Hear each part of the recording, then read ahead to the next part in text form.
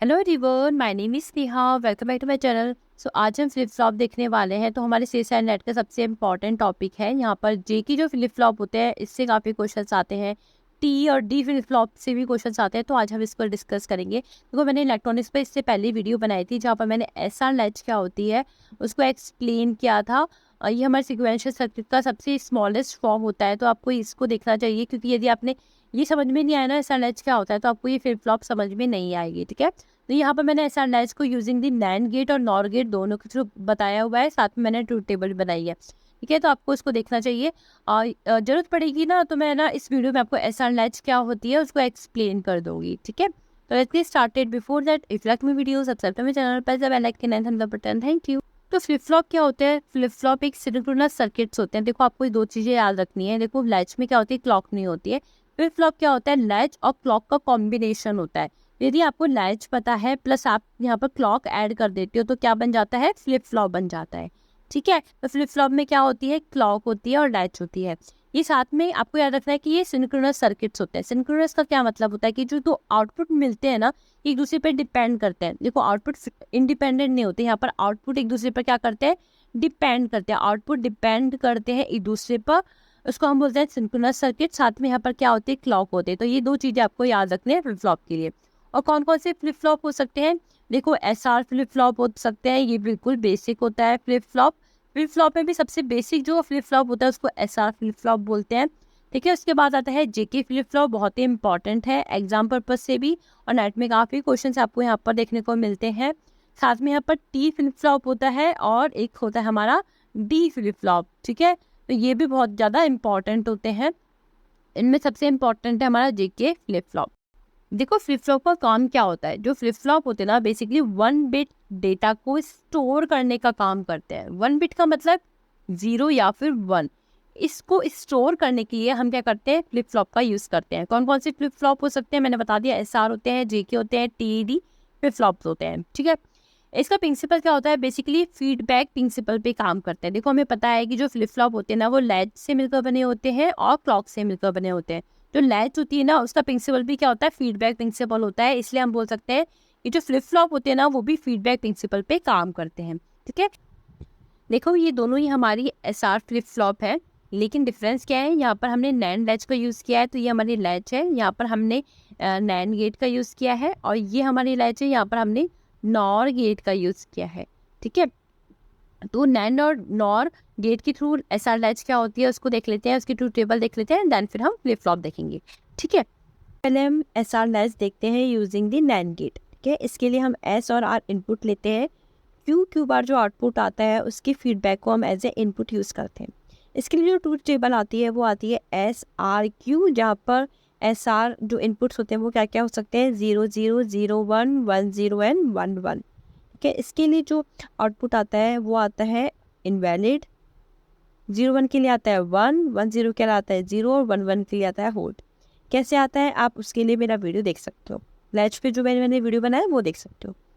अब यहाँ पर जो नॉर गेट आता है उसके लिए जो एस आर लैच बनती है वो क्या होती है, यहाँ पर वही इनपुट एस आर होते हैं।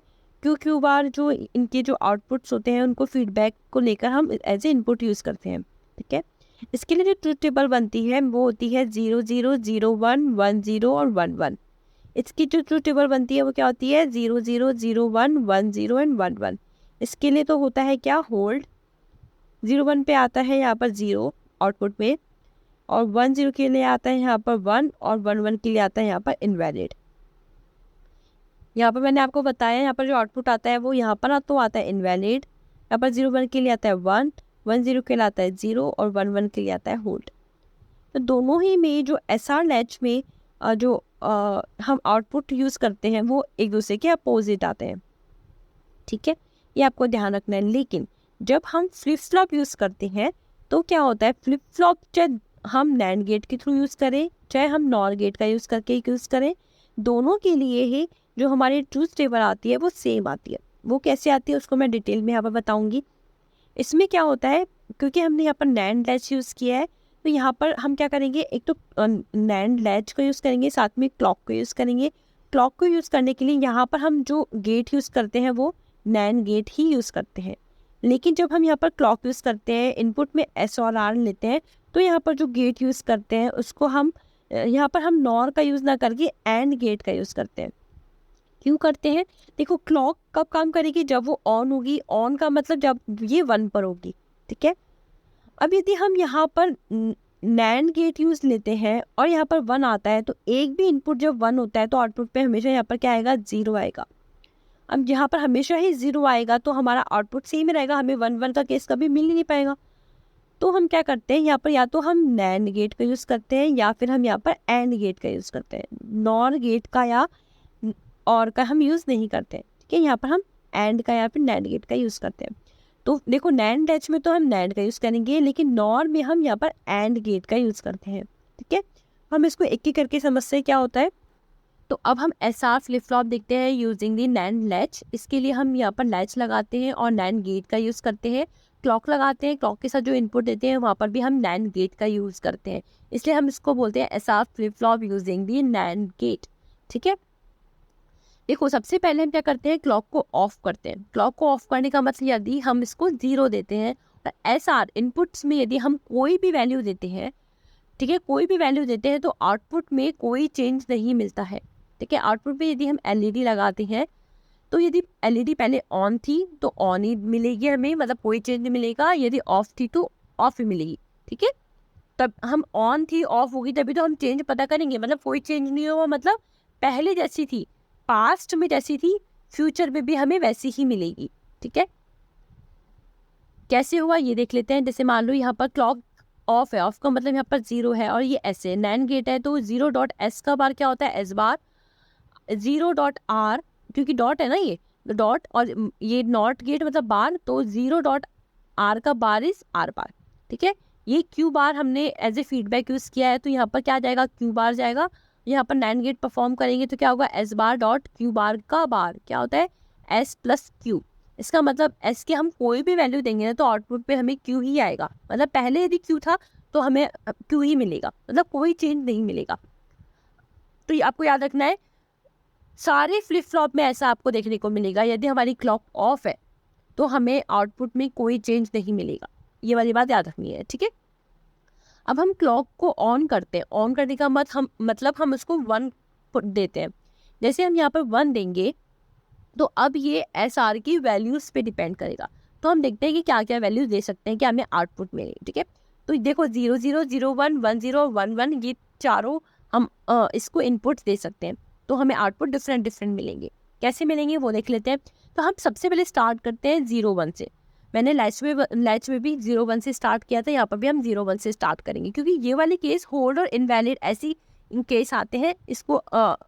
इसको समझना थोड़ा डिफिकल्ट होता है, इसलिए हम सबसे पहले 0 1 से स्टार्ट करेंगे, जिससे कि आपको ये 0 0 1 1 की जो एक्सट्रीम केस है वो समझ में आ जाए, ठीक है। हमने क्लॉक को 1 दिया, एस आर में हमने क्या दिया? एस को दिया हमने 0 और आर को हमने क्या दिया? 1, ठीक है। अब हमको पता है ये क्या है? NAND gate. तो 0.1 इज 1 का बार, 0.1 इज 0 का बार इज 1, ठीक है। और ये भी क्या है? 1, तो 1.1 का बार 0, ठीक है। अब ये क्या है हमारे, हमको पता है ये एस आर लैच है। तो एस आर लैच में आपको क्या करना है? आपको पता है यहाँ पर ये हमारी एस आर लैच है यूजिंग दी नैंड गेट, है ना। तो हमको पता है 1.0 जब नैंड गेट में एस आर लैच को परफॉर्म करते तो क्या आता था? 0 आता था। तो यहाँ पर क्या आएगा? क्यू में 0 आएगा। तो यदि हम 0 1 देते हैं तो आउटपुट में क्या आता है? 0 आता है, ठीक है। और क्यू बार क्या आ जाएगा? 1 आ जाएगा, ठीक है। तो यहाँ पर हमें 0 1 देने पर क्या आ रहा है?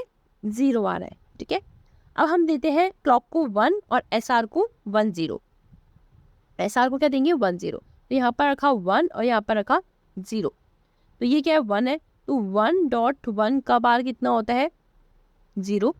और ये है 1, तो 1.0 का बार कितना होएगा यहाँ पर? 1। हमको पता है जब हम यहाँ पर एस आर लैच लगाते हैं और 0 1 होता है तो आंसर क्या आता है? 1। तो क्यू में क्या आएगा? 1 और क्यू बार में कितना आएगा? 0, ठीक है। तो आपको फ्लिप फ्लॉप में ये लैच के बारे में पता होना चाहिए, तो आप आराम से ये सॉल्व कर लोगे। तो आपको 0 1 लैच के बारे में पता है नैंड गेट के थ्रू, तो कितना आएगा आंसर यहाँ पर? 1। तो आप देख सकते हो, जैसे हम यहाँ पर 1 0 देते हैं तो आउटपुट में क्या आएगा? 1 आता है। 1 0 देते हैं तो आउटपुट में कितना आता है? 1 आता है, ठीक है। अब हम यहाँ पर देते हैं SR 1 1, ये क्लॉक क्या है 1 है, SR इज 1 1, तो 1 1 का 1 1 डॉट का बार इज 0, यहाँ पर 1 1 डॉट का बार इज 0। ये क्या हमारी लैच है, हमें पता है कि 0 0 जो हमारी SR लैच है यूजिंग द NAND गेट, तब क्या आता है हमारे होल्ड की सिचुएशन आती है। सॉरी 0 0 में कौन सी सिचुएशन आती है, 0 0 में आती है हमारी इनवैलिड की सिचुएशन NAND में, ठीक है। तो यहाँ पर जब हम 1 1 देंगे, ये हम 1 1 दे रहे हैं, तो यहाँ पर हमें क्या मिल रहा है, इनवैलिड की सिचुएशन मिल रही है, या फिर हम फॉरबिडन में बोलते हैं इसको। तो जैसे ही हम क्लॉक को 1 देते हैं और 1 1 देते हैं, तो हमें क्या मिलता है, फॉरबिडन की या फिर इनवैलिड की सिचुएशन मिलती है। अब हम यहाँ पर 0 0 देते हैं, तो ये clock is 1, this is 0, this is 0, तो ये क्या आएगा, NAND गेट परफॉर्म करेंगे तो क्या आएगा, एक भी यदि 0 होता है तो आंसर कितना आता है 1, एक भी यदि 0 होता है तो आंसर कितना आता है 1। हमें पता है SR latch using the NAND gate 1 1 की सिचुएशन में क्या आता है, यहाँ पर होल्ड आता है, ठीक है। तो यदि हम इनपुट में 0 0 देते हैं तो आउटपुट क्या आता है, होल्ड। जैसे हम इनपुट में 0 0 देते हैं तो आउटपुट में कितना आता है, होल्ड। तो ये अब यहाँ पर आप देख सकते हो क्या 0 0 पे होल्ड आ रहा है, 0 1 पे 0, 1 0 पे 1 और 1 1 पे फॉरबिडन या फिर इनवैलिड, ठीक है। तो आपको ये याद रखना है कि SR फ्लिप फ्लॉप यदि हम NAND गेट के थ्रू यूज़ करें या फिर NOR गेट के थ्रू करें, टेबल आपको सेम ही मिलेगी। एक बार देख लेते हैं सेम कैसे होती है, ठीक है। ये हमारी ट्रुथ टेबल है और ये हमारी फ्लिप फ्लॉप है यूजिंग दी NOR गेट, ठीक है। यहाँ पर हमने NOR लैच का यूज़ किया है, ठीक है। और यहाँ पर क्लॉक के साथ जो इनपुट दिया है, यहाँ पर हमने AND गेट का यूज़ किया है। मैंने बता दिया यहाँ पर हमने NOR का यूज़ क्यों नहीं किया है, ठीक है। यहाँ पर क्या आता है, क्योंकि ये SR लैच है तो यहाँ पर आता है Q बार और यहाँ पर आता है Q। अब हम इसको परफॉर्म करते हैं, पहले हम क्लॉक को 0 कर देते हैं। क्लॉक को 0 करने का मतलब क्या है, क्लॉक को 0 करने का मतलब है कि ये क्लॉक ऑफ है, ठीक है। ये ऑफ है, इसका मतलब यहाँ पर 0 है, ये S है और यहाँ पर R है, ये डॉट परफॉर्म करेंगे तो 0 dot S is 0, R dot 0 is 0, ठीक है। हमें क्या मिला है, ये SR लैच है, तो 0 डॉट 0 में क्या होता है, हमारी होल्ड की सिचुएशन आती है। इसका मतलब हमें आउटपुट में कोई चेंज नहीं मिलता। तो 0 क्लॉक को 0 रखते हैं और SR की कोई भी वैल्यू देते हैं ना, तो हमें आउटपुट में कोई चेंज नहीं मिलता है, ठीक है। सेम हमारे SR फ्लिप फ्लॉप यूजिंग दी NAND लैच में था, ठीक है। देखो लैच में आउटपुट ट्रुथ टेबल डिफरेंट आती है, लेकिन यदि आप SR फ्लिप फ्लॉप में ट्रुथ टेबल देखते हैं तो सेम ही मिलती है। देखो आपको सेम ही मिल रही होगी, यहाँ पर कैसे मिलेगी इसको भी देखेंगे। अब हम क्लॉक 1 देते हैं, क्लॉक को ऑन करते हैं, ठीक है। क्लॉक को ऑन करने पर हम SR की ये वैल्यूज देंगे। स्टार्ट करते हैं हम 0 1 से, तो SR में क्या, S में देंगे हम 0, R में देंगे हम 1 और क्लॉक को 1 पुट करते हैं तो क्या आता है, क्योंकि ये AND गेट है तो 0 डॉट 1 इज 0, 1 डॉट 1 इज 1, ठीक है। तो ये क्या है, एक SR लैच है, ये वाली हमारी SR लैच है। इसमें यदि हम 0 1 देते हैं तो आउटपुट Q में क्या मिलता है, हमें 0 मिलता है, ठीक है। यदि हम यहाँ पर 0 देते हैं, यहाँ पर देते हैं 1, क्लॉक 1 है, तो यहाँ पर क्या आएगा, 0 1 आएगा। तो इस SR लैच की 0 1 में हम क्या मिलता है, हमें 0 1 में Q में क्या मिलता है, Q में हमें मिलता है 0। Q में यहाँ पर हमें क्या मिलेगा 0 और Q बार में क्या मिलेगा 1।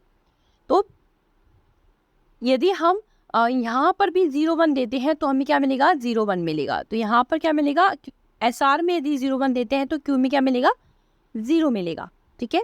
यदि हम SR में 1 0 देते हैं, यदि SR में हम क्या देते हैं 1 0 देते हैं, क्लॉक 1 पे है तो 1 डॉट 1 इज 1, 1 डॉट 0 इज 0, ठीक है। हमको पता है ये SR लैच में है, SR लैच है। SR लैच के इनपुट में यदि 1 0 देते हैं तो आउटपुट में हमें क्या मिलता है, 1 मिलता है, ठीक है। तो आउटपुट में 1 मिलता है और Q बार में क्या मिलेगा, 0 मिलेगा। तो यदि हम 1 0 देते हैं तो Q में क्या मिल रहा है, हमें 1 मिल रहा है, तो Q में हमें क्या मिलेगा, 1 मिलेगा। यहाँ पर भी यदि हम 1 0 देते हैं तो यहाँ पर क्या मिलेगा, 1 मिलेगा, ठीक है। अब हम 1 1 देते हैं तो क्लॉक 1 है और यहाँ पर भी हमने 1 दिया है, यहाँ पर भी हमने 1 दिया है, तो 1 डॉट 1 इज 1। हमें पता है SR लैच की 1 डॉट 1 में देते हैं तो आउटपुट में क्या आता है, इनवैलिड आता है। तो ये बिल्कुल SR लैच ही चल रही है। देखो यहाँ पर भी SR लैच 1 1 है, यहाँ पर भी 1 1 है। तो SR फ्लिप फ्लॉप में यदि हम NOR लैच यूज़ करते हैं तो हमारा जो ट्रुथ टेबल होती है सेम ही आती है, ठीक है।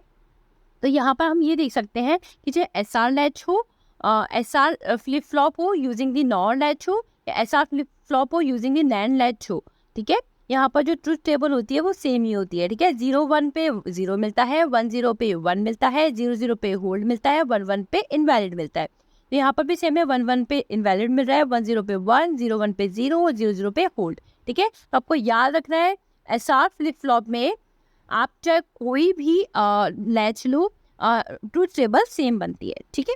तो अब हम इसको ब्लॉक डायग्राम से देख लेते हैं। देखो SR फ्लिप फ्लॉप है, ठीक है, इसमें क्या होता है, SR होता है, क्लॉक होती है, Q और Q बार होते हैं। ट्रुथ टेबल देखते हैं, यदि हम क्लॉक 0 लेते हैं, एनी वैल्यू ऑफ SR, हमें Q में कोई चेंज नहीं मिलता। लेकिन यदि हम क्लॉक 1 लेते हैं और 0-0 इनपुट लेते हैं तो हमें होल्ड मिलता है, 0-1 इनपुट लेते हैं तो 0 मिलता है, 1-0 इनपुट लेते हैं तो 1 मिलता है, 1-1 इनपुट लेते हैं तो इनवैलिड मिलता है, ठीक है। तो ये यहाँ पर SR फ्लिप फ्लॉप है, आपको याद रखना है। इसमें लैच के बारे में बात नहीं हो रही है, लेकिन लैच कोई सी भी लेंगे ना तो हमें सेम ही ट्रुथ टेबल मिलती है, ठीक है। अब हम एक SR फ्लिप फ्लॉप का एग्जांपल लेते हैं, ठीक है, जहाँ पर क्लॉक होगी, ठीक है। क्लॉक क्या है, ये क्या है, 1 को रिप्रेजेंट कर रही है, ये 0 को, ये 1 को, ये 0 को, ये 1 को, ये 0 को, मतलब यहाँ पर क्लॉक ऑन है, यहाँ पर ऑफ है, यहाँ पर ऑन है, यहाँ पर ऑफ है, यहाँ पर ऑन है। ये SR फ्लिप फ्लॉप है, ठीक है। तो हमें ट्रुथ टेबल यूज करनी पड़ेगी SR फ्लिप फ्लॉप की, ठीक है। अब यहाँ पर क्या है, S यदि 1 है और R 0 है तो हमें पता है क्या मिलेगा, हमें क्लॉक भी क्या है, ऑन है, S 1 है और R 0 है तो आउटपुट में Q में हमें क्या मिलता है, 1 मिलता है, ठीक है। यदि क्लॉक 0 है तो आउटपुट पे कोई चेंज नहीं होता, आउटपुट पहले जैसा था वैसे ही रहेगा। यदि 1 है तो 1 ही मिलेगा, ठीक है। क्लॉक 1 है, S 0 है और R 1 है तो हमें क्या मिलता है, 0 मिलता है आउटपुट में, ठीक है। यदि क्लॉक 0 है तो हमें कोई चेंज नहीं मिलेगा, Q जैसा था वैसा ही रहेगा, ठीक है। यदि क्लॉक 1 है और S 1 है और R 0 है तो आउटपुट पे हमें क्या मिलेगा, 1 मिलेगा, ठीक है। क्लॉक 0 है, आउटपुट इनपुट में चाहे कुछ भी हो आउटपुट सेम ही रहता है, यदि 1 है तो 1 ही मिलेगा, ठीक है। क्लॉक 1 है, S 0 है और R 1 है तो आउटपुट में हमें 0 मिलेगा, ठीक है। क्लॉक 0 है तो आउटपुट में कोई चेंज नहीं होगा, सेम ही रहेगा। क्लॉक 1 है, S 1 है और R 0 है तो आउटपुट पे हमें क्या मिलेगा, 1 मिलेगा, ठीक है। क्लॉक 0 है, इनपुट में चाहे कुछ भी हो आउटपुट हमें सेम ही मिलेगा, 1 है तो 1 ही रहेगा। क्लॉक 1 है, S 1 है और R 0 है तो आउटपुट में हमें 1 ही मिलेगा। तो इस तरह से हमें याद रखना है SR फ्लिप फ्लॉप में ट्रुथ टेबल क्या होगी और इसका आउटपुट किस तरह से होगा। तो आपके नेट में इस तरह के क्वेश्चन आते हैं, ठीक है। हम D फ्लिप फ्लॉप देखते हैं। D का मतलब यहाँ पर जो इनपुट होगा वो D होगा, लेकिन हमारा जो बेसिक फ्लिप फ्लॉप है वो कौन सा है, SR फ्लिप फ्लॉप। तो हम SR फ्लिप फ्लॉप से ही D फ्लिप फ्लॉप बनाएंगे, ओके। इसमें क्या करेंगे, हम S पे जो इनपुट देंगे वो D से देंगे और R पे जो इनपुट देंगे वो D से ही देंगे। क्यों, क्योंकि ये D फ्लिप फ्लॉप ही है। लेकिन हम जो R से इनपुट देंगे ना उसका नॉट कर देंगे, D से तो डायरेक्ट कनेक्ट करेंगे S को, लेकिन जब हम R से कनेक्ट करेंगे ना D को तो सबसे पहले हम उसमें नॉट गेट लगा देंगे। तो जो भी हमारा आउटपुट S में जाएगा वो R का इन्वर्स होगा, ओके। यहाँ पर Q और Q बार आउटपुट है और क्लॉक तो देना ही है, क्यों, क्योंकि फ्लिप फ्लॉप लैच से और क्लॉक से मिलकर बनी होती है, ठीक है। क्लॉक तो देना ही देना है। हमको पता है यदि हम क्लॉक को 0 रखते हैं तो हमें आउटपुट में कोई भी चेंज नहीं मिलता है, लेकिन जैसे हम क्लॉक को ऑन करेंगे तभी हमें आउटपुट मिलेगा। हमने क्लॉक को ऑन कर दिया, 1 कर दिया, अपने D की वैल्यू को हम या तो 0 दे सकते हैं या फिर 1 दे सकते हैं, दो ही केस बनेंगे। तो सबसे पहले हमने क्लॉक D को क्या दे दिया, 1 दे दिया। जैसे हम D को 1 देते हैं तो S कितना हो जाएगा, D को 1 देने पर S हो जाएगा हमारा 1, लेकिन R कितना हो जाएगा, 0। हमें पता है SR फ्लिप फ्लॉप में 1-0 की कंडीशन में हमें आउटपुट कितना मिलता है, 1 मिलता है। तो D को यदि हमने 1 दिया है तो आउटपुट पे हमें क्या मिल रहा है, 1। D को 1 देने पर आउटपुट में कितना मिल रहा है, हमें 1, ठीक है। अब हम क्या करेंगे, D को देंगे 0। क्लॉक को ऑन रखा, क्लॉक को 1 कर दिया, D को हमने क्या कर दिया, 0 कर दिया। जैसे हम D को 0 करेंगे, D को 0 कर देंगे तो S कितना हो जाएगा, 0। लेकिन ये नॉट है ना तो R कितना हो जाएगा, 1। 0-1 की केस में हमें पता है ऐसा फ्लिप फ्लॉप में क्या मिलता है, हमें 0 मिलता है। तो D को 0 करने पर आउटपुट हमें कितना मिल रहा है, 0। तो आपको याद रखना है D के केस में आउटपुट सेम होता है। D यदि 0 है तो आउटपुट 0 आएगा, D यदि 1 है तो आउटपुट भी हमें क्या मिलेगा, 1 मिलेगा, ठीक है।